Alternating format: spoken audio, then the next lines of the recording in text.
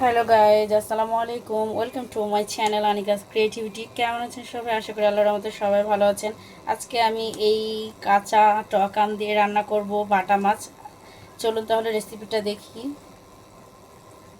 আমি প্রথমে মাছগুলোকে ভেজে নিব, তারপরে রান্না করব। তো ভেজে নেওয়ার জন্য আমি দিয়ে দিলাম এখানে হলুদ গুঁড়া, দিয়ে দিলাম 1 চামচের মতো গুঁড়া মরিচ, সেই সাথে দিয়ে দিলাম কিছুটা লবণ।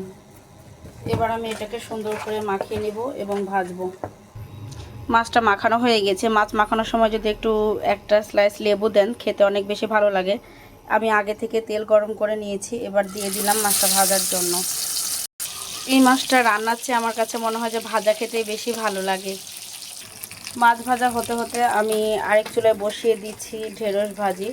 আমি তেলের ওপরে দিয়ে দিলাম পেঁয়াজ কুচি, দিয়ে দিলাম কাঁচামরিচ, দিয়ে দিচ্ছি লবণ, দিয়ে দিলাম সামান্য একটু হলুদ, সামান্য একটু জিরার গুঁড়া। এরপর দিয়ে দিব কেটে রাখা ঢেঁড়সগুলো।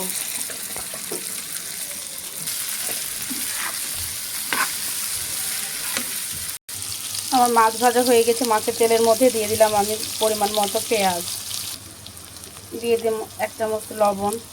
এবার দিয়ে দিলাম আদা রসুন বাটা, 1 চামচ জিরার গুঁড়া, মরিচের গুঁড়া 1 চামচ, হলুদ গুঁড়া, ধনের গুঁড়া 1 চামচ, গরম মশলা গুঁড়া।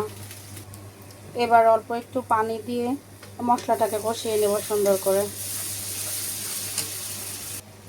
মশলাটা কষানো হয়ে গেছে। এবার আমি দিয়ে দিব কেটে রাখা আমগুলো। আমগুলো হলুদ দেখাচ্ছে, কিন্তু আমগুলো কিন্তু পাকা না, কাঁচা আম। আমি গতকালকে গাছ থেকে নামিয়ে রেখেছি, তার জন্য হালকা একটু হলুদ হয়ে গিয়েছে। আমি আম দিয়ে আবারও সুন্দর করে মশলাটাকে কষিয়ে নিব। আমগুলো সুন্দরভাবে কষানো হয়ে গেছে। এবার আমি যতটুকু ঝোল রাখবো ততটুকু পরিমাণ মতো পানি দিয়ে দিব। এই তো এরপর আগে থেকে সুন্দর করে ভেজে রাখা মাছগুলো আমি দিয়ে দিলাম। এবার দিয়ে দিলাম কয়েকটা কাঁচামরিচ, 1 চামচ ভাজা জিরার গুঁড়া। মাছগুলো যেহেতু আগে থেকে ভাজা আছে, সেদ্ধ হতে খুব বেশি সময় লাগবে না, কয়েক মিনিটে হয়ে যাবে আমার আম দিয়ে সুন্দর বাটা মাছ রান্না। এই দিকে আমার ঢেঁড়স ভাজিটাও হয়ে গেছে। ঢেঁড়স ভাজি খুব বেশি কালো করতে হয় না, কালো করতে গেলে এটার ক্যালসিয়ামটা নষ্ট হয়ে যায়, যেটা গুণাগুণ রয়েছে ঢেঁড়সের সেই গুণাগুণটা নষ্ট হয়ে যায়।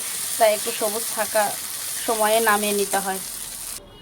এই তো রান্না হয়ে গেল আমার বাটা মাছ দিয়ে আম দিয়ে। কি সুন্দর একটা রেসিপি! আপনারা অবশ্যই বাসায় ট্রাই করবেন, অনেক বেশি মজা লাগে।